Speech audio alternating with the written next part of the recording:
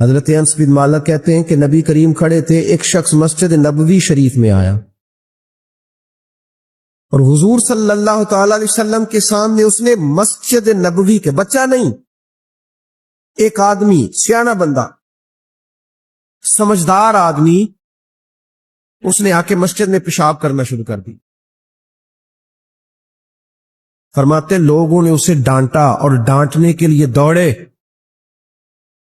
میرے محبوب علیہ السلام کھڑے تھے، حضور کی طبیعت پر میں نے کوئی تبدیلی نہیں دیکھی، محبوب کھڑے رہے اور کھڑے کھڑے حضور نے فرمایا ٹھہر جاؤ، اب اسے روکو نہ، اس لیے کہ کسی شخص کے لیے پیشاب روکنا ایک بہت مشکل کام، اسے پیشاب کرنے دو۔ جب اس نے پیشاب کر لیا تو وہ بدو تھا، دیہاتی تھا، ان پڑھ تھا، بات کو سمجھ نہیں سکا۔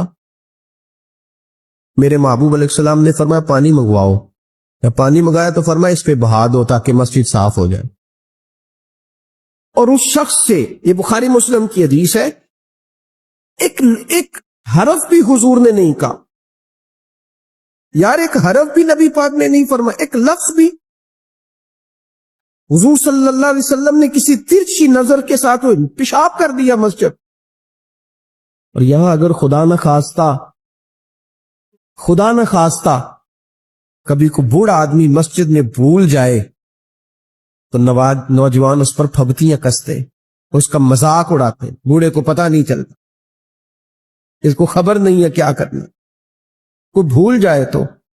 میرے محبوب نے ایک حرف نہیں کہا، ایسا کوئی محبوب کہیں ہوگا نہ کہیں ہے، بیٹھا ہے چٹائی پہ مگر عرش نشیں ہے، اور ملتا نہیں کونین کو کیا کیا تیرے در سے، ایک لفظ نہیں ہے جو تیرے لب پہ نہیں ہے۔ اور یاد رکھیں میرا رب بڑا سخت امتحان لیتا ہے دنیا دار کا۔ جب بندہ دنیا داری کے پیچھے بھاگتا ہے تو اللہ اس کے لیے رستے بناتا جاتا ہے، کہتا چل لے، کتنے پیسے لے گا، وہ جہاں ہاتھ رکھتا ہے نا اس کو دولت ملتی جاتی ہے، دیتا جاتا ہے، پتہ اسے تب چلتا ہے جب اللہ اس سے دعا کی لذت چھین لیتا ہے، پتہ اسے تب چلتا ہے جب دنیا رہ جاتی۔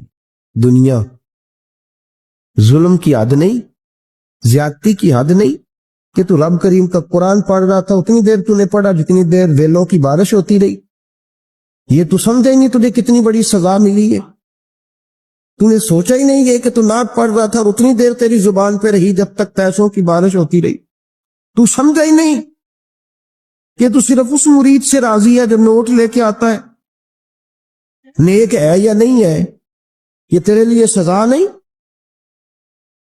کہ جس دن گاہک زیادہ آئے تو نے نماز ہی چھوڑ دی، یہ سزا نہیں تیرے لیے، تو سمجھا ہی نہیں اس بات کو۔ اللہ سزا دیتا ہے، تو نے اولاد مانگی رب کریم نے دے دی، اگر تو پلٹ کے نہیں آیا تو پھر وہ اولاد تیرے لیے آزمائش ہے، سمجھے ہی نہیں کہ تجھے اللہ پاک نے کس قدر آزما۔ اور دنیا دار دین کے معاملے میں بھی، عبادت کے معاملے میں بھی، ریاضت کے معاملے بھی، انفاق فی سبیل اللہ، ہر معاملے میں دنیا داری، ہر معاملے میں دنیا داری۔ چھوڑ دے اس کو، کچھ دیر کے لیے نکلا کریں، کچھ دعائیں خالص مانگے جن میں خدا مانگے، اللہ کا رسول مانگے، دنیا داری چھوڑ دے کچھ دیر کے لیے۔ ایک صحابی ہے، بخاری شریف صحیح سند کی حدیث ہے، کلمہ پڑھا، کچھ دنوں کے بعد مال غنیمت آیا، نبی پاک صلی اللہ علیہ وسلم مال تقسیم کر رہے تھے تو میرے حبیب نے اس صحابی کو بھی دیا، فرمایا یہ رکھ لے، اس کو پیسے دیے حضور نے، اس نے پیسے ہاتھ میں پکڑے اور محبوب پاک صلی اللہ علیہ وسلم کا چہرہ دیکھ رہا ہے، پتہ کیا لفظ اس کی زبان پہ آئے، کہنے لگے یا رسول اللہ میں نے اس لیے کلمہ تو نہیں پڑھا تھا، میں پیسے لوں گا۔ حالانکہ تعلیف قلب حصہ ہے اسلام کا، جو بندہ نیا کلمہ پڑھتا تھا اس کو کچھ نہ کچھ دیا جاتا تھا چونکہ اس کی برادری چھوڑ جاتی۔ کہنے لگے حضور اس لیے تو کلمہ نہیں پڑھا تھا کہ پیسے آئیں گے۔ نبی پاک نے فرمایا کس لیے پڑھا تھا؟ کہا یا رسول اللہ میں نے تو اس لیے پڑھا تھا کہ آپ مجھے جہاد میں لے جائیں گے اور میں آپ کے نام پر اپنی جان قربان کر دوں گا، میں نے کچھ لینے کے لیے نہیں، جان دینے کے لیے کلمہ پڑھا، تو حضور میرے لیے مہربانی فرمائیں، مجھے آپ یہ دنیا داری ہی دنیا داری، مال ہی مال۔ حضرت میاں شیر محمد شرخ خوری رحمت اللہ علیہ کی وہ بات میرے دل کو چھو جاتی ہے. ایک آپ سے شخص آ کے کہنے لگا حضور میں پہلے غریب تھا فلاں جگہ میں نے. ہاں یہ بات بالکل درست ہے کہ شیخ جو کامل ہوتا ہے وہ دعا کرتا ہے اللہ کی بارگاہ میں, یا اللہ یہ میرے پاس آیا تو اسے کوئی کمی بھی نہ رہے, کوئی بھی نہ رہے. یہ تو اس کی اپنی درویشی ہے نا کہ وہ یہ بات کہے, تو اپنا رنگ ہے اس کا. میاں صاحب کے پاس آیا تو آگے کہنے لگا حضور میں فلانے آدمی کا مرید ہوا, ایک کارخانہ تھا اب 4 ہو گئے. تو آپ فرمانے لگے تیرا تو بیڑا گرک ہو گیا, چاہیے تھا تیرا ایک بھی چھڑاتے, تجھے اللہ اللہ پہ لگاتے, تجھے اور پھنسا دیا دنیا میں. یہ کون سی تو نے درویشی اختیار کی, اور کارخانے بڑھ گئے تیرے. امام غزالی رحمت اللہ علیہ سے کسی نے کہا تو حضور یہ بتائیں کہ بندہ طریقت کا مسافر کب بنتا ہے, مسافر کب بنتا ہے طریقت کا؟ تو آپ نے فرمایا جب اس کے نزدیک سونا اور مٹی ایک برابر ہو جائے. حضرت غوث اعظم رضی اللہ تعالیٰ عنہ نے کچھ عرصہ نہ کاروبار بھی کیا ہے. آپ نے اپنا ایک جہاز بھیجا ہوا تھا, مال بردار جہاز. آپ درس دے رہے تھے, بیان کر رہے تھے, کسی کو ابھی خبر مل جائے آ کے کہ تمہارا 10 لاکھ روپیہ ضائع ہو گیا, محفل میں بیٹھے گا کہ بھاگ جائے گا, دوڑے گا, کہے گا جلدی جلدی کرو, پیسے میرے ضائع ہو گئے. حضور غوث اعظم رضی اللہ تعالیٰ عنہ کے کان میں آ کے کہا حضور وہ جو آپ کا مال بردار جہاز تھا نا وہ دریا کے اندر آ رہا تھا تو ڈوب گیا سارا, بڑا افسوس ہے. تو آپ فرمانے لگے چپ کر جا, اتنی ضروری بات تھی جو تقریر کے دوران ہی تو نے آ کے بتا دی ہے. ڈوب گیا تو ڈوب جائے, کوئی عرض نہیں, چھوڑ. یہ لفظ آپ نے کہے تو وہ بندہ بیٹھ گیا ڈر کے. ایک اور آیا بھاگا بھاگا پیچھے سے, کہنے لگا حضور مبارک ہو, مبارک ہو, مبارک ہو. کیا ہوا؟ کہنے لگا حضور وہ جو آپ کا مال بردار جہاز دریا میں ڈوب گیا تھا نا وہ واپس اوپر آ گیا ہے. آپ فرمانے لگے چپ کر جا, کوئی اتنی ضروری بات تھی جو دوران تقریر ہی تو نے مجھے سنا دی ہے. چپ کر جا, کوئی ضروری بات تھی, چھوڑ. آ گیا چلا گیا, دنیا کا مال تھا. مجھے خبر دینی ہو تو یہ دینا کہ میرا رب راضی ہو گیا ہے, مجھے خبر دینی ہو تو یہ دینا کہ میرے رسول کی طرف سے پیغام آیا ہے, یہ خبر دینا کہ آج کسی نے کہا ہے کہ تجھے وہاں یاد. یہ کون سی خبریں ہیں, دنیا داری کے معاملات. مبارک ہو جی, مبارک. کس بات کی؟ تیری کمیٹی نکل آئی ہے. بڑی مبارک ہے بھئی, حد ہو گئی. کیسی مبارک, کس طرح کی مبارک؟ حضرت ابو الحسن خرقانی بہت بڑے درویش تھے, محمود غزنوی مرید تھا. محمود غزنوی بادشاہ وقت اور بو علی سینا جیسے سائنسدان آپ کے مرید تھے. ایک دن سر میں خارش ہونے لگی تو خادم کو بلایا, خادم کو, کہنے لگے یار دیکھنا کہ جوئیں تو نہیں پڑ گئی میرے سر میں. اس نے کہا حضور آپ اس طرح کرے, ذرا کرتے کے بٹن کھولے پیچھے کرے تو میں نا ایک تیل ہے اس کو رگڑتا ہوں, سنا ہے وہ تیل سر میں ڈالیں تو جوئیں جو ہوتی ہیں نا باہر نکل آتی ہیں. وہ بٹن پیچھے کیا ہوا ہے, وہ خادم تیل لگا رہا ہے اور تلاش کر رہا ہے کہ جو مل جائے. بن سور کے بیٹھتے ہیں لوگ, ایسا نہ ہو کہ کسی کو پتہ چل جائے, بلکہ ریڈی میڈ تیاری کر کے آتے ہیں لوگ, بڑی زبردست. حضرت ابو الحسن خرقانی رحمت اللہ تعالی علیہ تو پہلے دن جو خادم تھا وہ جوئے تلاش کر رہا ہے, تو پہلے دن محمود غزنوی ملنے آ گیا. بادشاہ سومناتھ کے مندر نہیں فتح ہوتے تھے, بڑے اس نے حملے کیے ہندوؤں پہ, پر وہ مندر نہیں فتح ہوتے. اسے کسی نے کہا جا کسی درویش سے دعا کرا کے آ. وہ حضرت ابو الحسن خرقانی کے پاس دعا کرانے آیا. پہلے دن باہر شور ہونے لگا, اچانک آ گیا, شور ہونے لگا. آپ نے کوئی توجہ, خادم کرنے لگا حضور باہر پتہ نہیں کیا شور ہے. فرمایا چھوڑ یار, میرے سر میں خارش بڑی ہو رہی ہے, شور بعد میں دیکھیں گے, جوں دیکھ کوئی ملتی ہے کہ نہیں, ادھر دیکھ. تھوڑی دیر گزری تو محمود غزنوی دروازے پہ آ گیا.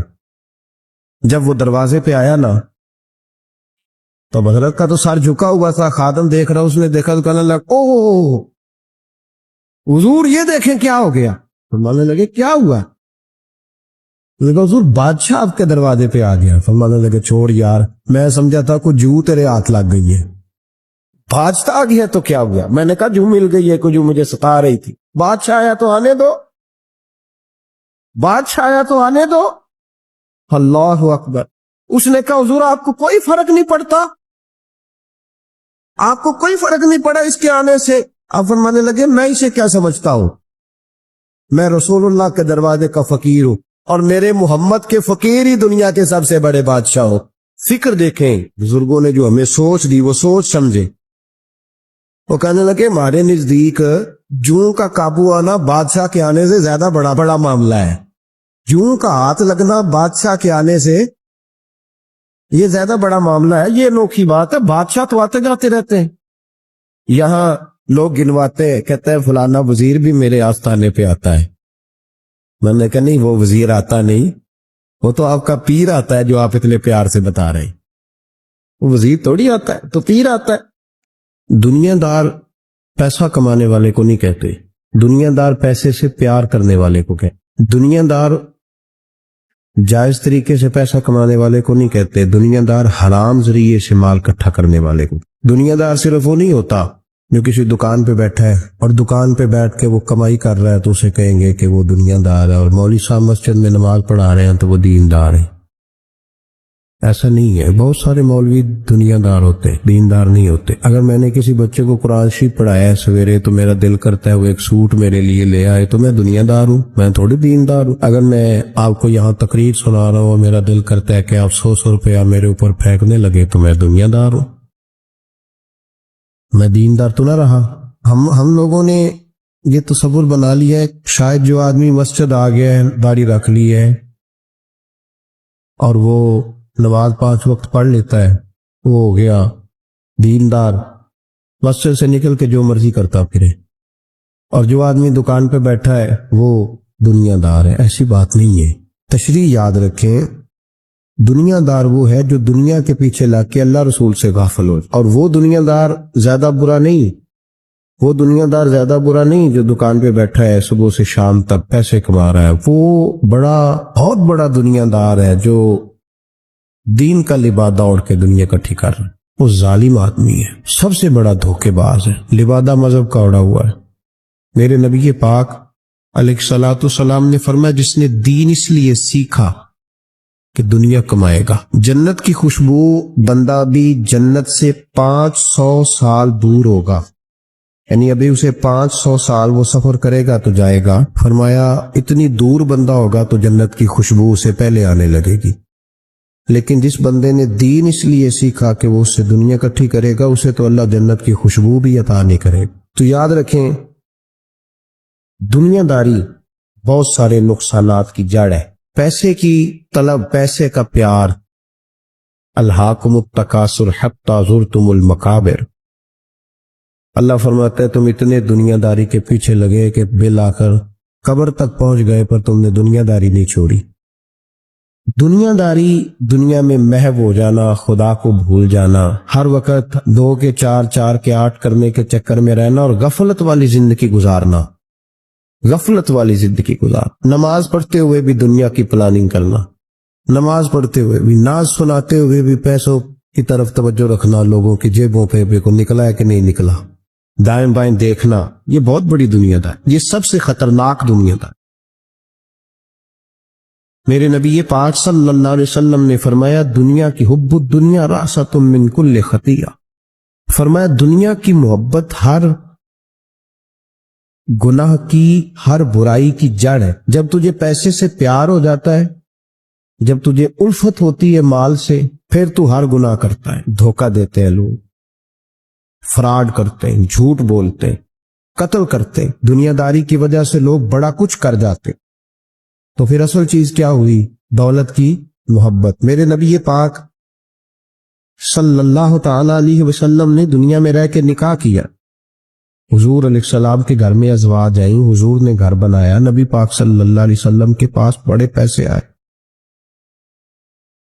ہمارے زمانے میں درویش وہ ہے جو بھوکا ہو، حالانکہ درویش بھوکے کو نہیں کہتے، درویش اس کو کہتے ہیں جس کے پاس کروڑوں روپیہ ہو پر اسے پیسے سے پیار کوئی نہ ہو، اس کو درویش کہتے ہیں۔ دنیا داری اتنی عام ہو گئی ہے ہر حلقے میں، مالدار کا یہ حال ہے کہ کروڑوں روپے ہے پر اس کو سکون نہیں، وہ بیچارہ ہر وقت ٹینشن میں ہے کہ یہ بڑھ کیوں نہیں رہے۔ یہاں تک لوگ کہتے ہیں لوگ پیسوں سے پیسہ کماتے ہیں، ہم نے کیا کمایا آج تک۔ وہ الجھاؤ اتنا خطرناک ہو گیا، اتنا خطرناک۔ لوگ آ کے پیر صاحب سے کہتے ہیں دعا کرے کام چل جائے، تو اللہ کے بندے کے پاس آ کے اس چیز کا سوال کر رہا ہے جو اللہ نے کافر کو بھی دی ہوئی ہے، جو بغیر کلمہ پڑھنے کے اللہ نے کافر کو دے دی ہے، وہ تو بیعت کر کے مرید ہو کے وظیفہ پڑھ کے حاصل کرنا چاہتا ہے۔ پتہ حضور نے مثال کیا دی ہے؟ مثال میرے محبوب کی، اگر آپ مثال کو سمجھے تو کمال ہو جائے۔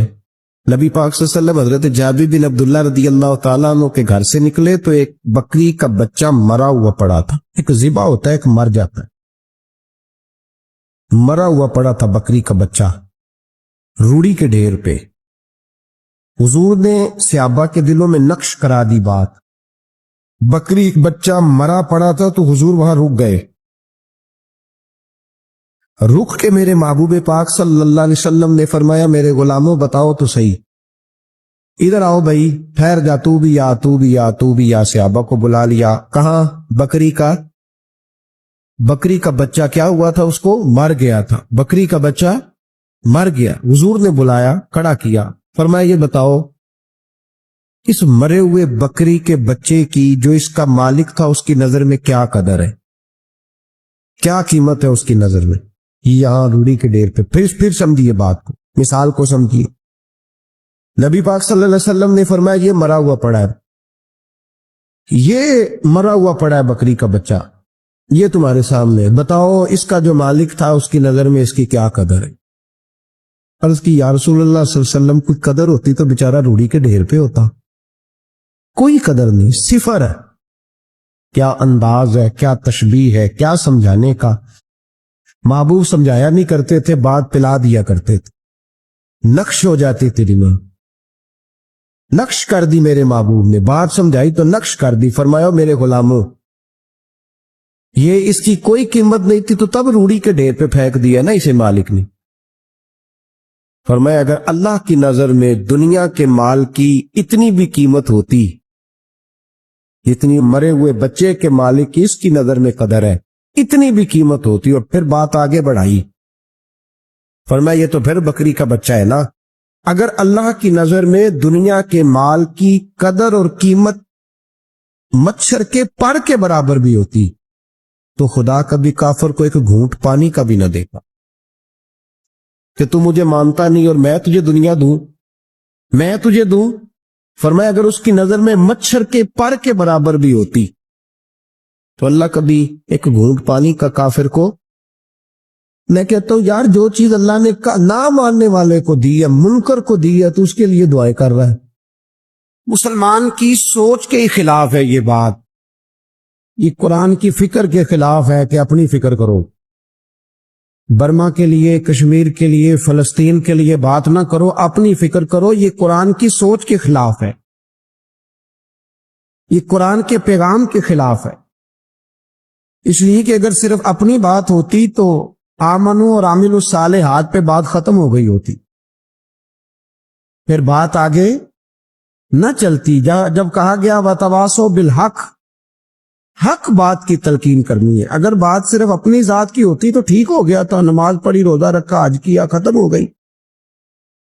لیکن میرے نبی پاک صلی اللہ تعالی علیہ وسلم نے ارشاد فرمایا ایک بستی میں 2 3 4 نیک لوگ رہتے تھے۔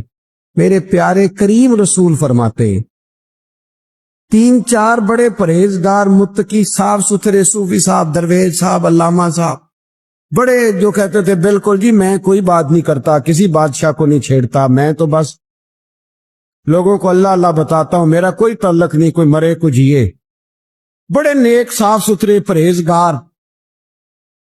باقی ساری بستی گناہ کرتی تھی۔ نبی پاک علیہ السلام فرماتے ہیں رب کریم نے کچھ عرصے تک مہلت دی، پھر مشیت خداوندی، اللہ کا قانون حرکت میں آیا تو کہا جبریل ساری بستی تباہ کر دو، تباہ کر۔ اللہ مہلت دیتا ہے، مہلت دیتا ہے۔ ہم لوگ سمجھتے ہیں نہیں ہماری سیاسی چالیں صحیح چل رہی ہیں، اللہ مہلت دیتا ہے۔ رب کریم نے فرمایا جبریل انہیں تباہ کر دو۔ حضرت جبریل امین علیہ السلام نے عرض کی مولا وہاں تو تیرے 3-4 بڑے نیک بندے بھی رہتے ہیں، بڑے پرہیزگار، سچ بولنے والے، دیانتداری والے، حاجی صاحب، نمازی صاحب، صوفی صاحب، پیر صاحب، بڑے خوبصورت، ان کا کیا کرے؟ میرے محبوب پاک علیہ السلام فرماتے ہیں رب کریم نے فرمایا سب سے پہلے انہیں تباہ کرنا، سب سے پہلے انہیں سب سے پہلے، اور الٹ دو بستی، پہلے ان کا نمبر لگاؤ۔ یا اللہ ان کی کیا غلطی ہے؟ تو غلطی سن لیں، غلطی یہ ہے کہ انہوں نے 2 صفتیں پیدا کی ہیں، اگلی 2 پیدا کیوں نہیں کی؟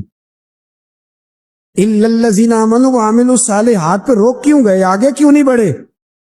اللہ کریم نے فرمایا جبریل دیکھو نا، میری نافرمانی ہوتی رہی اور ان کے چہرے پر کبھی شکن تک نہیں آیا، لوگ میرا قانون توڑتے رہے، انہیں کبھی برا ہی نہیں لگا، گناہ دیکھ کر کبھی خیال ہی نہیں آیا بدلنے کا۔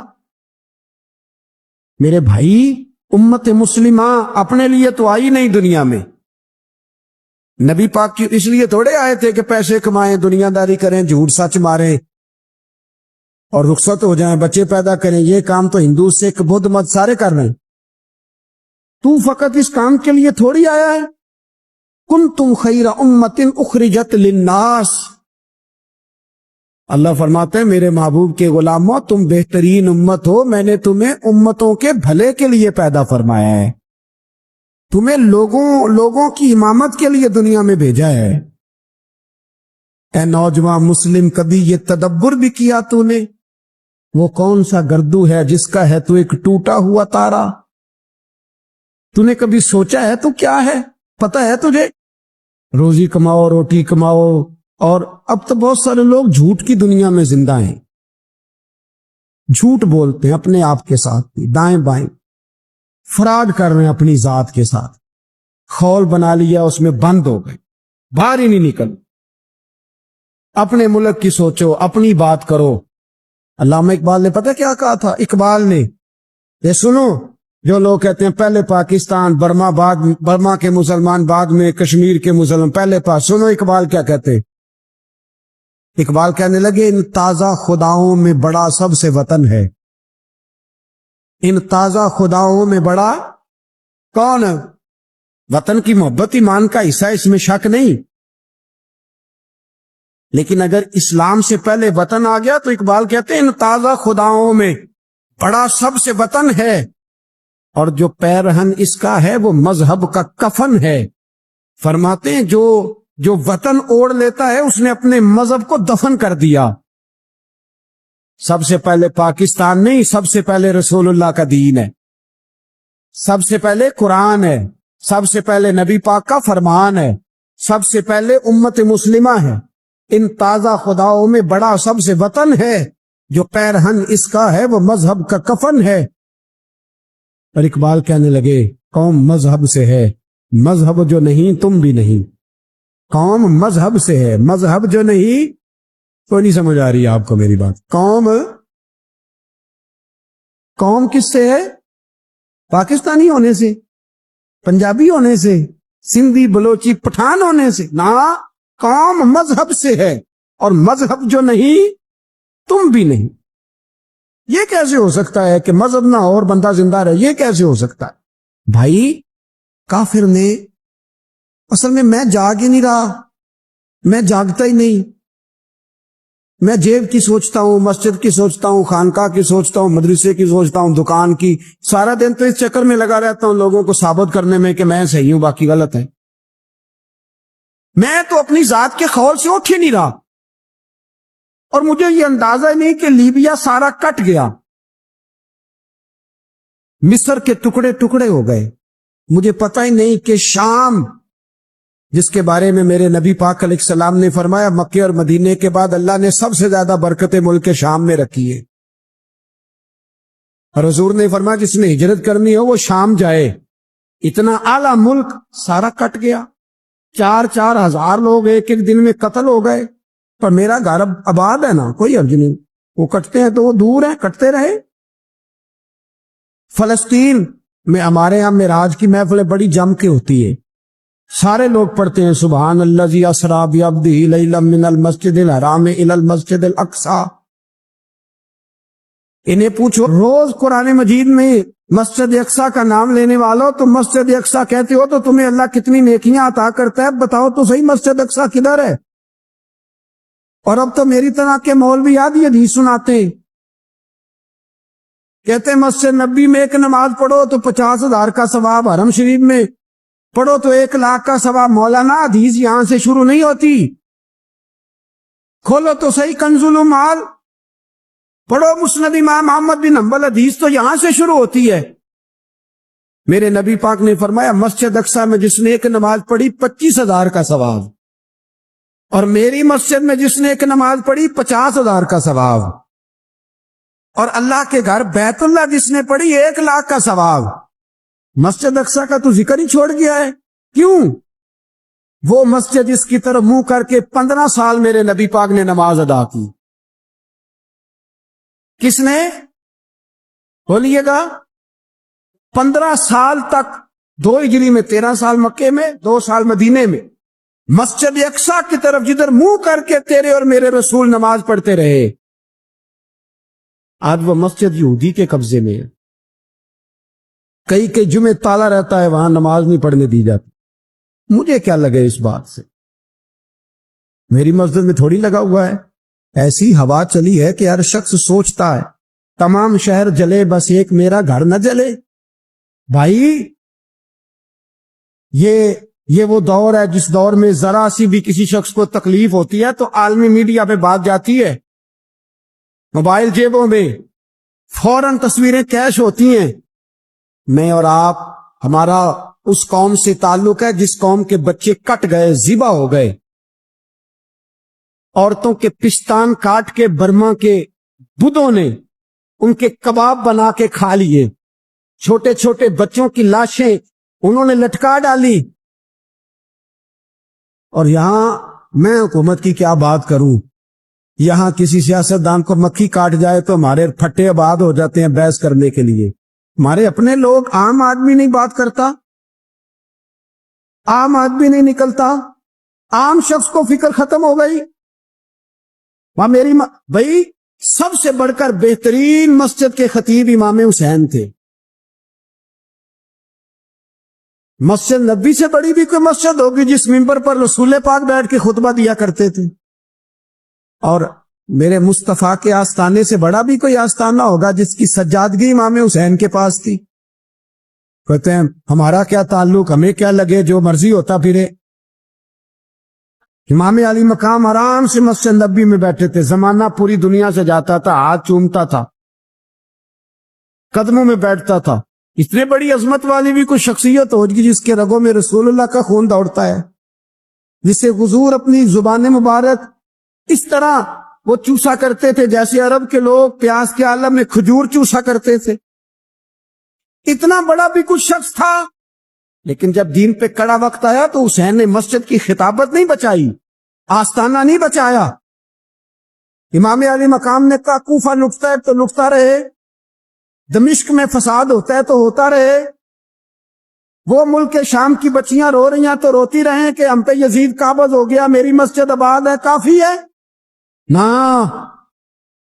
امام حسین نکلے اور نکل کے کہنے لگے جنت البقیع والی جگہ پہ کھڑے ہو کہ یا رسول اللہ میں جا رہا ہوں اور آپ کے لیے جا رہا ہوں، اس لیے کہ مجھے اس شام کو بچانا ہے جس شام میں رسول اللہ کا کلمہ پڑھنے والے لوگ بستے ہیں.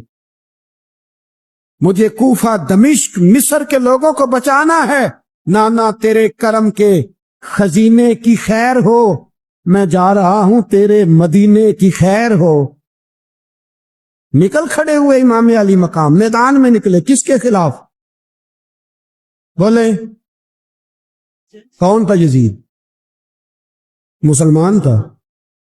اس وقت تک تو سب نے مسلمان لکھا ہے، جس نے کافر کا شہادت امام حسین کے بعد کا. جرم کیا تھا؟ میری گردن جھک جاتی ہے جب میں یہ بات کرتا ہوں، ایمانداری سے کہہ رہا ہوں، جوش خطابت نہیں. میری گردن جھکتی ہے جب میں یہ لفظ ادا کرتا ہوں. امام علی مقام اس شخص کے خلاف نکلے. سارے خطبے امام حسین کے پڑھ کے دیکھو. امام حسین نے فرمایا یزید شرابی ہے. شرابی مسلمانوں کا حکمران ہو سکتا؟ آپ نہ بولیں بے شک، پر بات تو سچی ہے نا. امام حسین نے فرمایا شرابی کو ووٹ دیا جا سکتا؟ فرمایا رنڈیوں کا ناچ دیکھتا ہے جو مجرے دیکھے، جو رنڈیوں کے ناچ دیکھے وہ مسلمانوں کا حکمران ہو سکتا؟ امام حسین میدان میں نکلے اور 18 سال کے علی اکبر سے لے کر 6 مہینے کا علی اصغر دے دیا. لیکن شرابی کو برداشت، بے حیا کو برداشت تو میں کیسے کرتے؟ دوستی قاتل سے بھی، مقتول سے یارانہ بھی. اپنی جیب سے فلک سے چھپوا کے ظالموں، جابروں، بدماشوں کو ووٹ دیتے ہو. امام حسین کو تیری دیگ کی ضرورت ہے جو تو 10 محرم پہ پکاتا ہے، چاولوں کی ضرورت ہے جو تو نے 9 محرم کو پکائے. ان کو اس بریانی کی عادت تھی جو تو نے پکائی ہے. میرے گھر میں فلاں M N A M P A صاحب آ گئے تھے. امام حسین کے گھر کے اندر یزید نے پیغام بھیجا. اس نے کہا جیسے کہو گے کر لوں گا، جتنے پیسے کہو گے دے دوں گا، جتنی مسجدیں کہو گے بنوا دوں گا، جتنے ادارے کہو گے تعمیر ہو جائے، مجھے نہ چھیڑو. آپ نے فرمایا نا، مسجد مدرسے اس وقت آباد رہتے ہیں جب حکمران صحیح ہوتے ہیں، اور جب حکومتیں غلط ہوتی ہیں تو پھر مساجد آباد، پھر مدارس کی آباد کاری ہو ہی نہیں سکتی. میں دین میں نیا رکھنا کھول دوں؟ امام علی مقام کھڑے ہوئے، پر میں کیا کروں؟ حکومت کیا کروں؟ حکومت سے کیا کہوں؟ اگر میری ملت کے اپنے جوان کے موبائل میں رنڈیوں کا ناچ ہو تو 10 محرم کو تو امام حسین کربلا میں تڑپ جاتے ہوں گے. اگر 9-10 محرم کو جو نکلا امام علی مقام کی بات کرنے کے لیے، وہ نوجوان اگر سگریٹ کا، شراب کا، بدماشی کا عادی ہو تو حضرت علی اصغر کہیں گے نا میری قربانی کا کیا بنا؟ وہ تو نکلے تھے عریانی اور فحاشی کے خلاف. اور اگر ملت کا جوان روز چوک میں کھڑے ہو کے لڑکیوں کو تاڑتا ہو تو حضرت علی اکبر تو اپنی قبر میں روتے ہوں گے کہ یہ اس قوم کے لیے جان دے دی جو آج جزیدی طریقوں پہ عمل کر رہی ہے، جو ساری رات گند دیکھ کے سوتی ہے، جو ساری رات بے حیائی، فحاشی اور عریانی میں لگی رہتی ہے. ان لوگوں کے لیے جان دے دی. اتنا ظلم ان شہیدوں کے ساتھ، اور 10 محرم کو دیگ پکا کے کہتا ہے میں امام حسین کا ماننے والا ہوں، میں امام علی مقام سے پیار کرنے والا ہوں. نہ بھائی، نہ دو رنگی چھوڑ کے یک رنگ ہو جا، سراسر موم ہو جا یا سنگ ہو جا. امت مسلمہ کو بیدار ہونا پڑے گا. امام علی مقام میدان میں نکلے، ڈٹ کے نکلے، اور امام نے فرمایا میدان میں نکل کر کہ میرا وطن مدینہ ہے، میرا وطن مدینہ ہے، پر مدینہ بعد میں، رسول اللہ کا دین پہلے. تو پاکستان کی بات کرتا ہے. امام علی مقام نے فرمایا مدینے کی شہریت بعد میں، رسول اللہ کا دین پہلے، اور تیرے تو بچے عام سے ہیں. امام حسین نے فرمایا میری گود میں جو بچے ہیں وہ رسول اللہ کے نواسے ہیں، پر بچے بعد میں، نبی پاک کا دین پہلے. میرے اعلیٰ حضرت رحمت اللہ علیہ پالکی میں بٹھا کے لے جایا جا رہا تھا، ڈولی ہوتی تھی، پالکی میں بٹھایا جاتا تھا علماء کو. جس طرح بچیاں ڈولی میں بٹھا کے، تو ہندوستان میں ایک رواج رہا کہ علماء کو لوگ پالکی میں بٹھا کے کندھوں پہ اٹھاتے تھے، 4 مزدور وہ ڈولی پالکی اٹھایا کرتے. اعلیٰ حضرت کو بھی اٹھا کے لے جایا جا رہا ہے. فاضل بریلوی نے فرمایا رکھ دو نیچے. نیچے رکھا تو فرمانے لگے تمہیں سید زادہ کون ہے؟ حضور کیا ہوا؟ فرمانے لگے مجھے رسول اللہ کے خون کی خوشبو آ رہی ہے، مجھے خوشبو، خالص خون کی خوشبو آ رہی ہے. چپ کر گئے چاروں مزدور. آپ نے فرمایا تمہیں قسم ہو رسول پاک کی، بتاؤ تم میں سید زادہ کون ہے؟ تو ایک کمزور شخص اٹھا کہنے لگا حضور مزدور سے مزدوری لینی چاہیے، ذات برادری نہیں پوچھنی چاہیے. اعلیٰ حضرت نے فرمایا شاہ جی یہ آپ نے کیا کیا؟ مجھے کندھوں پہ اٹھا لیا. لاکھوں لوگوں کا پیر اور ہزاروں مشائخ اور علماء کی آنکھوں کی ٹھنڈک، بریلی کے امام جن کا قلم اٹھے تو وقت کے بڑے بڑے سورما گردنیں جھکا دے. اعلیٰ حضرت رحمت اللہ تعالی علیہ پہلے تو اپنی پگڑی اٹھا کے پیروں میں بچھائی, کہنے لگے تیرے نانے کے نام پہ کھایا ہے, تیرے کندھوں پہ چڑھ گیا ہوں, واسطہ مصطفیٰ کا مجھے معاف کرو. تو شہزادے نے پگڑی اٹھائی, کہا اعلیٰ حضرت ایسے تو نہ کیجیے. فرمایا نہیں, ابھی میرا دل راضی نہیں ہوا. پھر اس شہزادے کو اعلیٰ حضرت رحمت اللہ علیہ نے پالکی میں بٹھایا. شہزادہ سید زادہ مزدور ہے, بظاہر پڑھا لکھا نہیں, غریب ہے, ان کو پالکی میں بٹھایا اور فرمایا ایک طرف سے میں اٹھاؤں گا, ایک طرف سے میرا بیٹا حجت الاسلام حامد رضا اٹھائے گا, ایک طرف سے ملک العلماء مولانا ظفر الدین بہاری بخاری کی شرح لکھنے والا اٹھائے گا, ایک طرف سے فقہ حنفی کا انسائکلوپیڈیا بحر شریعت لکھنے والا مفتی صدر الشریعہ مولانا امجد علی اعظمی اٹھائیں گے. چاروں نے جب اٹھایا وہ جا رہے تھے تو مولانا حسن رضا فاضل بریلوی فرما رہے تھے, بے ادب گستاخ فرقوں کو سنا دے اے حسن, بے ادب گستاخ فرقوں کو سنا دے اے حسن. یوں کہا کرتے ہیں سنی داستان اہل بیت, میرے دادا مرشد مفتی اعظم ہند مولانا مصطفیٰ رضا کا. اعلیٰ حضرت کے چھوٹے بیٹے, ان کا ایک مرید اپنے کسی دوست سے کہنے لگا میرے پیر مفتی اعظم ہیں. اس نے کہا تم سنیوں کا طریقہ ہے, جس کو بناتے ہو اعظم ہی بنا دیتے ہو, امام تو اعظم, اعلیٰ حضرت تو اعلیٰ حضرت, مفتی تو مفتی ہے, تمہارا طریقہ ہے. اس نے کہا نہیں, میرے پیر واقعی بڑے عالم ہیں. اس نے کہا میں جاؤں گا, ایسا مسئلہ پوچھوں گا تیرے پیر کو جواب ہی نہیں آئے گا. وہ ساتھ لے گیا. جب سرکار مفتی اعظم کی خدمت میں, اعلیٰ حضرت کے بیٹے وہ بھی چھوٹے والے, تیری نسل پاک میں ہے بچہ بچہ نور کا, چھوٹے بیٹے اعلیٰ حضرت بیٹھک میں بیٹھے تھے تو وہ آ گیا اعتراض کرنے والے کو لے کے, آپ کا مرید پوچھ لے جو مسئلہ پوچھنا ہے. بیٹھک کے 2 دروازے تھے, ایک بار کھلتا تھا ایک گھر میں. بیٹھے, سلام کلام کے بعد کیسے آئے ہو, کہا حضور یہ کوئی بات پوچھنا چاہتا ہے. اور وہ رستے میں کہہ رہا تھا میں ایسا سوال پوچھوں گا تیرے پیر کو جواب ہی نہیں آئے گا, رستے میں یہ باتیں کرتا آ رہا. کہا پوچھو. اس نے پوچھا, کہنے لگا جی بتائیے نبی پاک علیہ السلام کی 4 بیٹیوں کے نام کیا ہیں. تو مفتی اعظم ہند اٹھے, جو دروازہ اندر کھلتا تھا اس کمرے سے اندر چلے گئے. وہ اعتراض کی تنقید آسان ہوتی ہے, تعمیر مشکل ہوتی ہے, اعتراض لوگ فٹافٹ کر لیتے. کہنے لگا تو تیرے پیر کو تو 4 بیٹیوں کے نام نہیں آتے, وہ کتاب دیکھنے چلے گئے, وہ تو دیکھ کے بتائیں گے, ان کو تو نام نہیں یاد. پر کیا کرے, فاضل بریلوی کا کمال ہی بڑا انوکھا ہے. یہ رضا کے نیزے کی مار ہے کہ عدو کے سینے میں غار. اعلیٰ حضرت کا رنگ ہی کچھ نرالا ہے. شہزادہ اعلیٰ حضرت واپس آئے, سر پہ امامہ ہے اور داڑھی سے پانی کے قطرے گر رہے ہیں, اور آ کے کھڑے ہوئے تو فرمانے لگے میں وضو کرنے گیا تھا, میں نے نبی پاک کی بیٹیوں کے نام کبھی بغیر وضو کے زبان سے ادا ہی نہیں کیے. میں وضو کرنے گیا تھا. وہ شخص کہنے لگا حضور وضو کے ساتھ, تو آنکھوں میں آنسو آ گئے. فرمانے لگے تمہیں کیا بتاؤں وہ کس پاک گھرانے کی شہزادی ہیں.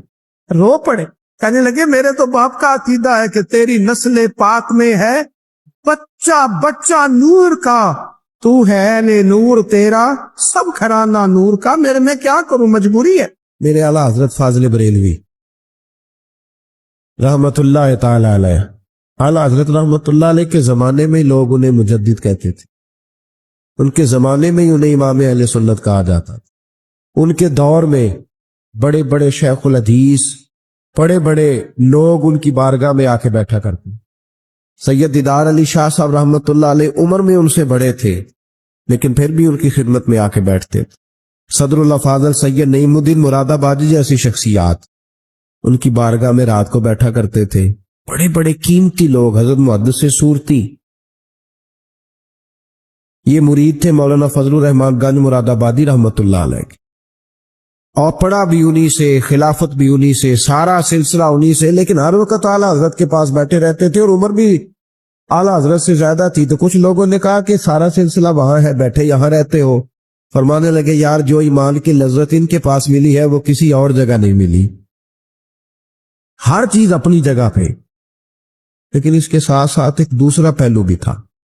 جس طرح آج لوگوں نے شور ڈالا ہے نا, اتنی تنقید شاید کسی شخص پہ ہوتی ہو جتنی فاضل بریلوی پہ معاذ اللہ کی جاتی.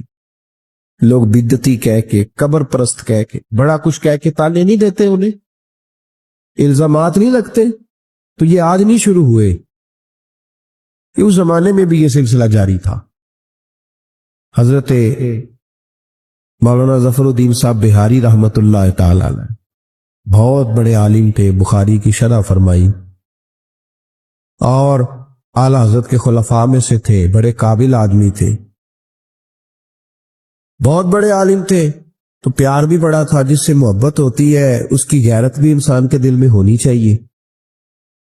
تو خطوط پڑھنے کی اور جواب دینے کی ڈیوٹی بھی حضرت مولانا ظفر الدین بہاری رحمت اللہ علیہ کی تھی.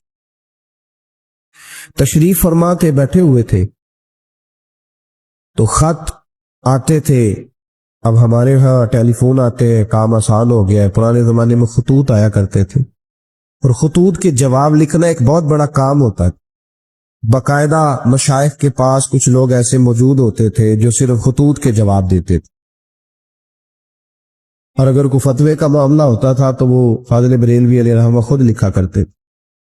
تو خط کچھ آئے، مولانا ظفر الدین بہاری رحمۃ اللہ علیہ پڑھنے لگے، سنانے لگے، جواب اعلیٰ حضرت فرمانے لگے، وہ لکھنے لگے. تو ان خطوط کے اندر 2-3 خطوط ایسے بھی آئے جس میں لوگوں نے اعلیٰ حضرت کو گالیاں لکھی ہوئی تھی. معاذ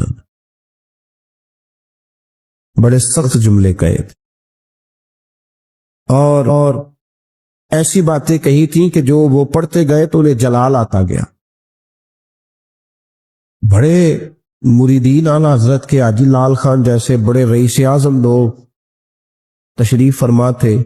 جب یہ خطوط پڑھے گئے جلال آیا سب مریدین کو، اور جوش میں مولانا ظفر الدین بہاری کہنے لگے میں ان پر مقدمہ کروں گا، میں کچہری جاؤں گا، عدالت جاؤں گا، میں مقدمہ کروں گا، انہیں سزائیں دلواؤں گا.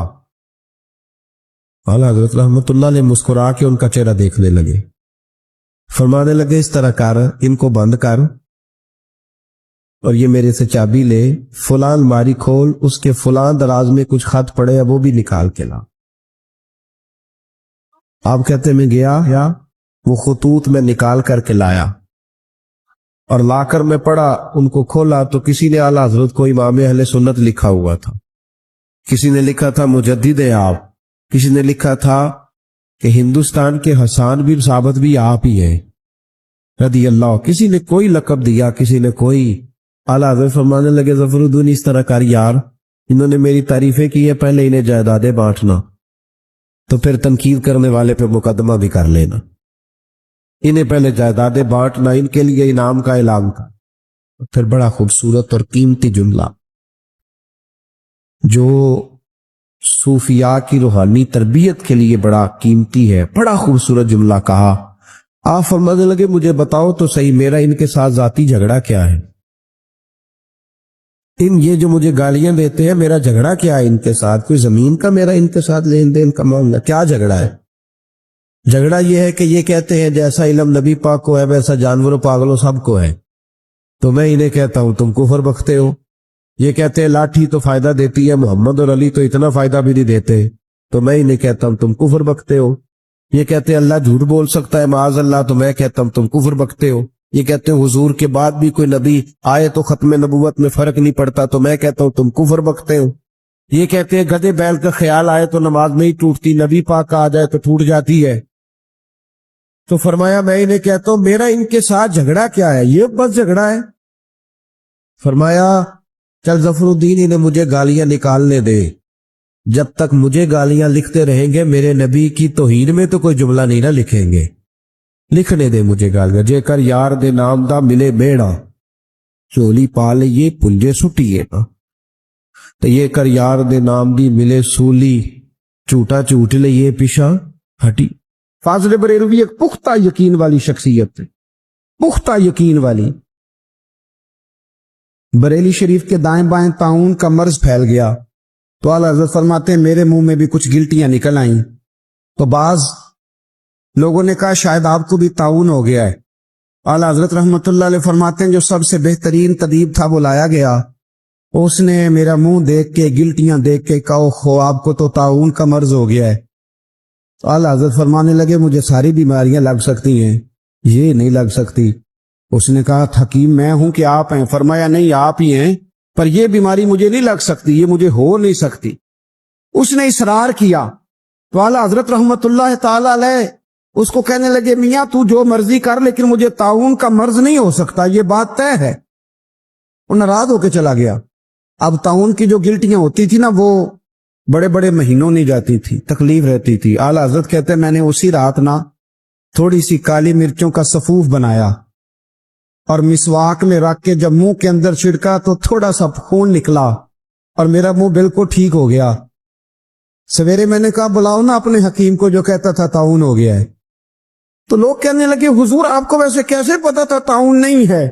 فرمانے لگے پتا اس طرح تھا کہ اللہ کے رسول صلی اللہ علیہ وسلم نے ایک دعا ارشاد فرمائی ہے، فرمایا کسی مریض کو دیکھ کے پڑھ لو الحمدللہ الذی مما ابتلاک بہ وفضلنی علی کثیر ممن خلق تفضیلا۔ حضور نے فرمایا کسی بیمار کو دیکھ کے، مصیبت والے کو دیکھ کے یہ دعا پڑھو، تم اس مصیبت میں شکار نہیں ہوں گے۔ فرمانے لگے میں نے طاعون کے مریض کو دیکھ کے دعا پڑھ لی تھی، تارے ٹوٹ سکتے ہیں، چاند گر سکتا ہے، سورج اپنی جگہ چھوڑ سکتا ہے، پر مدینے والے محبوب کی بات غلط نہیں ہو سکتی۔ یہ میرا یقین کامل ہے، ساڈے نبی دی زبان ساڈے واسطے قرآن، یہ بات غلط ہو سکتی؟ مضبوط یقین فاضل بریلوی کا، مضبوط نظریات۔ اعلیٰ حضرت رحمت اللہ تعالی علیہ سے کسی نے کہا آپ کس طرح کے مومن ہیں، کس طرح کے مومن ہیں؟ تو اعلیٰ حضرت فرمانے لگے میرا دل چیرو، اس کو کھولو، ایک طرف لا الہ الا اللہ لکھا ہوگا، دوسری جانب محمد الرسول اللہ لکھا ہوگا۔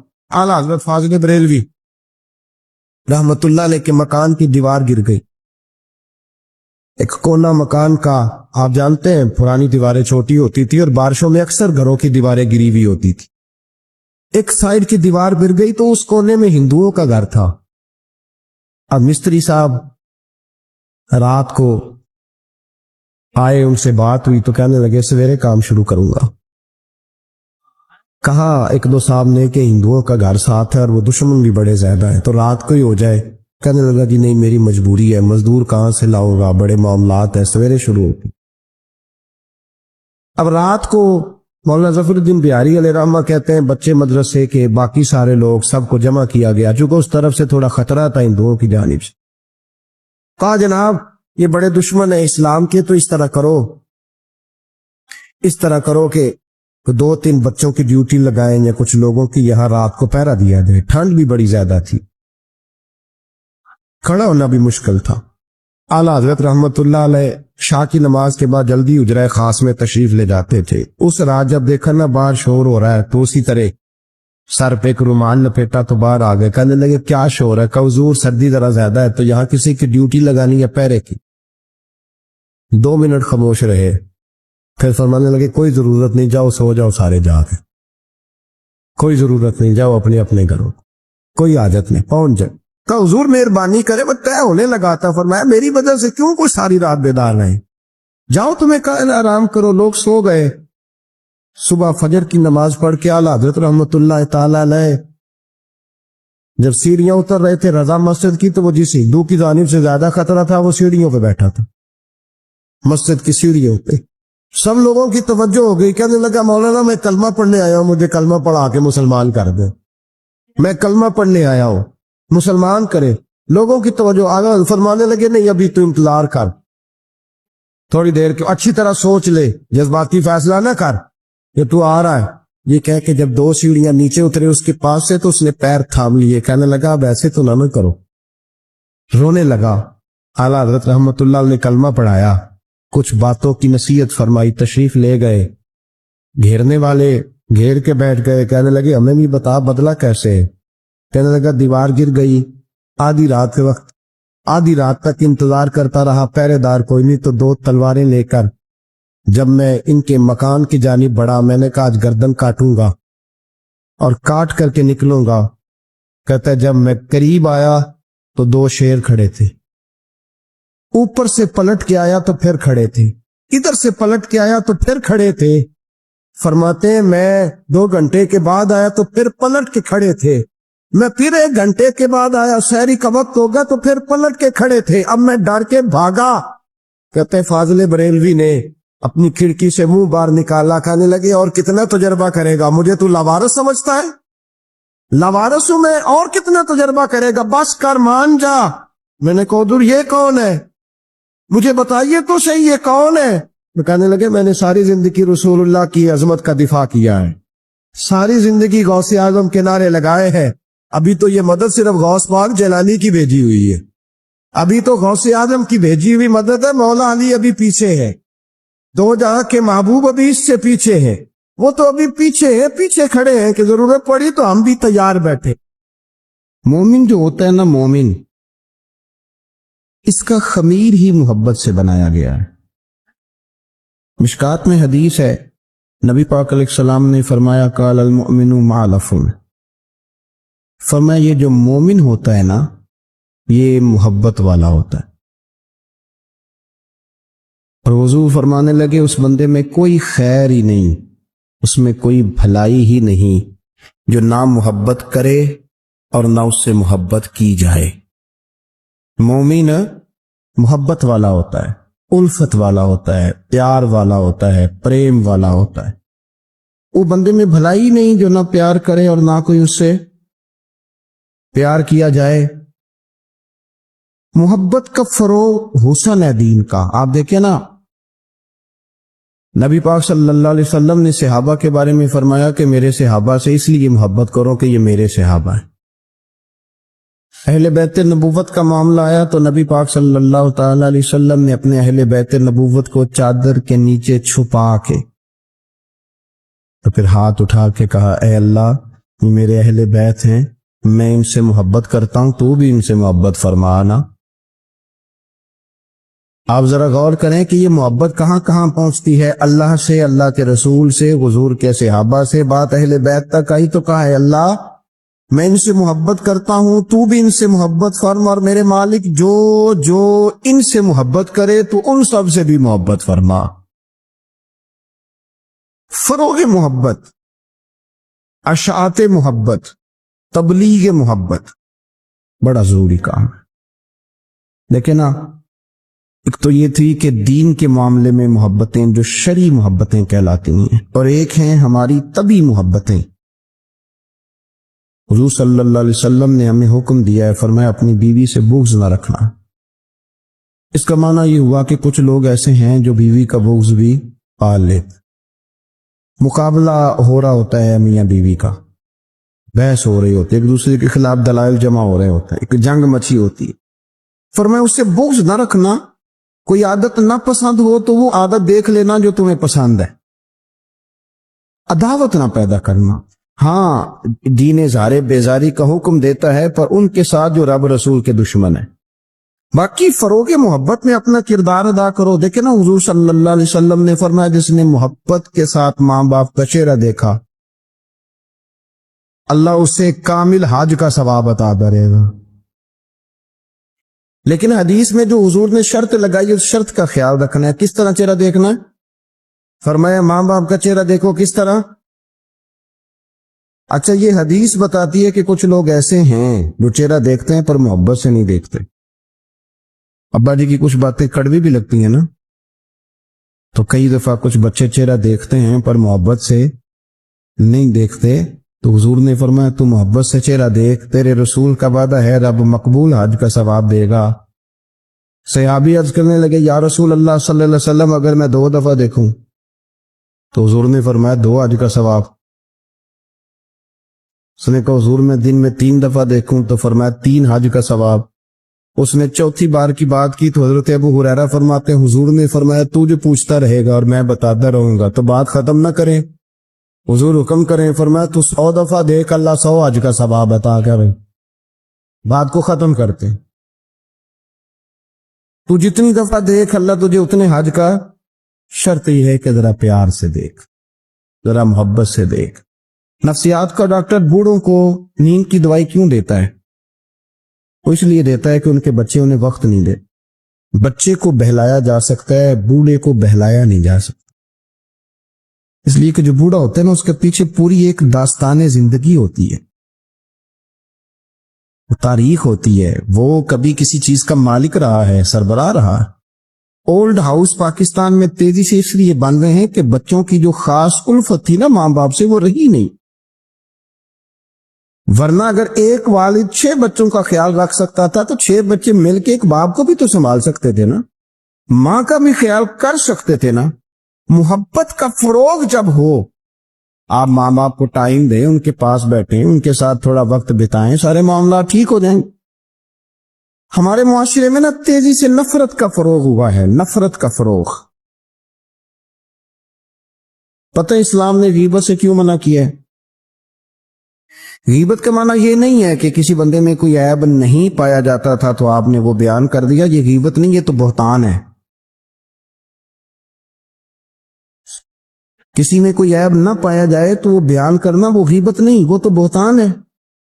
गीबत की तफसील ये है, तशरीह ये है, गीबत की तारीफ ये है कि किसी में कोई ऐब पाया जाता था, आपने वो उसकी गैर मौजूदगी में डिस्कस किया तो इसका नाम गीबत है। वो ऐब था, आप सच ही बोल रहे थे, आप ठीक कह रहे थे, ऐब वाकई था, पर इस्लाम इसको पसंद नहीं करता। इस्लाम कहता है कि अगर तू समझता था ये ऐब है तो जाके उसकी तबलीग कर, उसको बता, उसको क्या मियां ये गलती छोड़ दे, तूने डिस्कस क्यों किया? आप किसी शख्स के पास बैठे और किसी दूसरे आदमी की तारीफ करें, आप कहें कि बड़ा अच्छा है, बड़ा बामुरव्वत है, मेहमान नवाज है, बाइखलाक है, वादे को वफा करने वाला है, दयानतदार है, सच बोलता है, आप तारीफें करें। आप किसी के सामने तारीफ करेंगे ना तो बंदा कहेगा यार किसी दिन मुलाकात तो करा, और जब वो मिलेगा तो उसकी आंखों के अंदर एक खास कशिश होगी, प्यार होगा, मिलने को जी चाहेगा, एक खास राहत होगी। ये कब होगा? जब आपने किसी की तारीफ कर दी। लेकिन अगर आप किसी की गीबत करेंगे, किसी के बारे में कहेंगे बड़ा गलत है जी, लूट लेता है जी, चोर है जी, फासिक है जी, तो बंदा अगर कभी मिल भी गया तो उससे सलाम लेने को दिल। हमने पता क्या किया है, तेजी के साथ फरोग पाया है हमारे यहां नफरत का माहौल, तेजी के साथ फरोग पाया हमने ना, तेजी से। आप खोल लें, कोई यूट्यूब खोल लें, कोई ऐसा चैनल खोल लें, बस लड़ाई है, फलाना फलाने से लड़ रहा है, फलाना। मजहबी लोगों की मैं मिन्नत करता हूं कि खुदारा दीन को इस तरह का माहौल तो ना आप दें कि लोग कहें कि इनमें कोई शैतान है ही नहीं, फलाना फलाने का जवाब दे रहा है, फलाना फलाने का, और बाजारी जुबान इस्तेमाल की जा रही। और ठीक है, मुसलमात जो तय थे लोगों ने तो उनको भी छेड़ना शुरू कर दिया, और तज़हीक की जाती है, लफ्ज इस तरह के इख्तियार किए जाते हैं जो वैसे ही वजादार आदमी बोलना पसंद नहीं करते। क्या आप अपनी शक्ल दिखा रहे हैं कुफर को कि यहां नफरत ही नफरत है, और वो बातें जिनको बिल्कुल छेड़ना नहीं चाहिए था उन पर भी आप कलाम करते हैं। आपने कोई चीज नहीं छोड़ी, इस पर आपने बहस ना की हो, उलझाया ना हो, मेला लगा दिया, अल्लाह जाने कोई क्या बोल रहा है। दावत दीन कौन देगा? पैगाम हक कौन सुनाएगा? फलाना फलाने का जवाब दे रहा है, और फिर वो दूसरे का जवाब दे रहा है, तीसरा तीसरे पे तबसरा कर रहा है, चौथा पांचवे पे तबसरा कर रहा है। ये कब तक बात ऐसे चली? यही हाल सियासी लोगों का है। मेरे मुल्क का जो नौजवान अब बड़ा हो रहा है ना, मैं बड़ी जिम्मेदारी से बता रहा हूं, वो जैसे ही बड़ा होता है तो वो समझता है मैं डाकुओं के मुल्क में पैदा हुआ हूं, वो समझता है ये शायद चोरों की धरती है, वो समझता है शायद यहां सब धोखेबाज हैं। हम इस तरह से निचोड़ के लोगों के दिलों में नफरत भरी है, निचोड़ के लोग समझने लगे हैं इस मुल्क में तो कोई बंदा दयानतदार है ही नहीं, कोई बंदा अच्छा है ही नहीं, कोई बंदा नेक है ही नहीं। मजाक उड़ाते एक साहब मेरे पास आए हुए थे, कहने लगे पीर साहब 11 साल हो गए पुलिस की नौकरी करता हूं, 1 रुपया रिश्वत नहीं ली। वो चला गया, मैंने उसे थपकी दी तो वो निकला है, तो एक बंदा कहने लगा सब उन्हें जो होते नहीं ना सकता। मैंने कहा यार तू मुंशी है अल्लाह की रहमत का, ये मेरे रसूलुल्लाह का दीन है और कयामत तक लोग इस पर अमल करेंगे। उसने 11 साल का है, वो 40 साल भी कहता तो मैं मानने को तैयार हूं। क्यों कच्ची बातें करते? आपने तो तबाही कर दी, कोई बनता ठीक नहीं बचा, ऐसे मेला लगा हुआ है। इस धरती को आप बुरा कहते हैं? اس کو چوروں کی اور ڈکیت کی اور فران لوگوں کی آپ دھرتی کہتے ہیں؟ یہ وہ دھرتی ہے جس نے داتا گانج بخش علی حجویری جیسے لوگ رکھے ہوئے ہیں.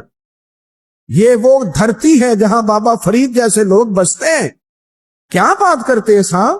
یہ اتنے بزرگ ترین لوگ یہاں بستے ہیں اور آپ کیا بات کرتے ہیں؟ اور دیکھیں، میں بالکل ہی غیر سیاسی اور غیر جانبدار رہتا ہوں ملکی معاملات میں، لیکن جس شخص نے پاکستان کو ایٹمی قوت بنانے کے لیے، اب تو بڑی عمارت ہو گئی ہے، غربت میں جس بندے نے کام شروع کیا تھا کہ ایٹمی طاقت بن جائے، اس نے کوئی کام کیا کہ نہیں کیا؟ آپ کو پاورفل بنایا کہ نہیں بنایا؟ کبھی تبصرہ ہوتا ہے اس پر بھی؟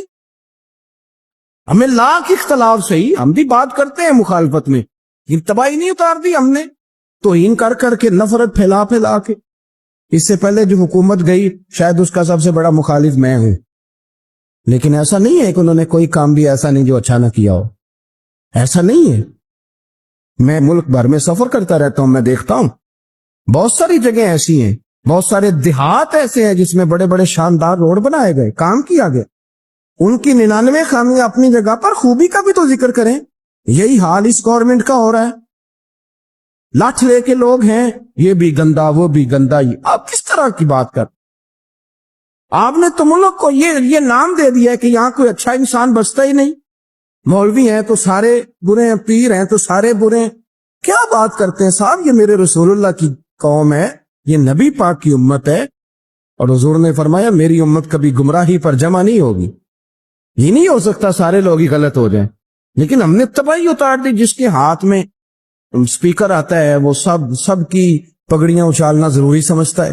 جس کے ہاتھ میں قلم آتا ہے وہ کہتا چونکہ میں لکھ رہا ہوں تو میں اکیلا ٹھیک ہوں، باقی سارے غلط ہیں. محبت کو فروغ دیں، پیار کریں، اخوت کا رنگ دیکھیں. آتم تائی کی بیٹی مجرم بن کے آئی تھی، مجرم بن کے کلمہ نہیں پڑھتی تھی، اور اس کو سامنے کھڑے کر کے میرے نبی پاک نے فرمایا تیرا باپ کلمہ نہیں پڑھتا تھا پر اس میں عادتیں اچھی پائی جاتی تھی، اس کی صفات ٹھیک تھیں. یعنی حضور تعریف کر رہے ہیں، نبی پاک تعریف، اور ہماری زبان گونگ ہو جاتی ہے تعریف کی طرف. ہم تو جو میری بات مان کے وہ بندہ ٹھیک ہے، اور جس نے میری بات نہیں مانی وہ بندہ درست ہے. یہ گونگ ہو جاتا ہے ہمارا مزاج. اپنی زندگی میں اچھے الفاظ ادا کریں. اولیاء اللہ کے بارے میں، ان لوگوں کے بارے میں جو مسلمہ بزرگ ہیں، ہمارے امت کے مسلمہ بزرگ ہیں، ان کے بارے میں ہم ایسی کمزور باتیں کرتے ہیں جن کا سرے سے کوئی وجود نہیں، سرے سے کوئی داستان نہیں ان لوگوں کی. تو یاد رکھیں میرے عزیز، میرے رسول کریم صلی اللہ تعالی علیہ وآلہ وسلم نے جو ہمیں دین دیا وہ محبت والا دین ہے، وہ پیار والا دین ہے، وہ اخوت والا دین ہے. اس میں پیار کریں گے، پیار آگے لے کے جائیں گے، پیار کو فروغ دیں گے. سنیں حدیث میرے نبی پاک علیہ السلام نے فرمایا قیامت کے دن رب کریم فرمائے گا کہاں ہیں وہ لوگ؟ منادی اعلان کرے گا میدان محشر میں، کوئی آدمی اعلان کر وہ کہاں ہیں لوگ؟ اور تو کس کو ڈھونڈ رہا ہے؟ فرمایا مجھے رب نے بھیجا ہے کہ وہ بندے ڈھونڈ کے لاؤ جو دنیا میں میری رضا کے لیے ایک دوسرے سے محبت کیا کر کو. وہ بندے ڈھونڈ کے لاؤ. بندے ڈھونڈے جائیں گے. یا رسول اللہ رب ان کا کیا کرے گا؟ تو نبی کریم صلی اللہ علیہ وسلم فرمانے لگے رب فرمائے گا تم دنیا میں میری رضا کے لیے ایک دوسرے سے پیار کرتے تھے، آج میرے عرش کے سائے کے علاوہ سایہ کوئی نہیں، آج میں تمہیں اپنے عرش کے سائے میں جگہ عطا کروں گا. میری رضا کے لیے پیار کیا، تم میری رضا کے لیے محبت. خدا را تھوڑا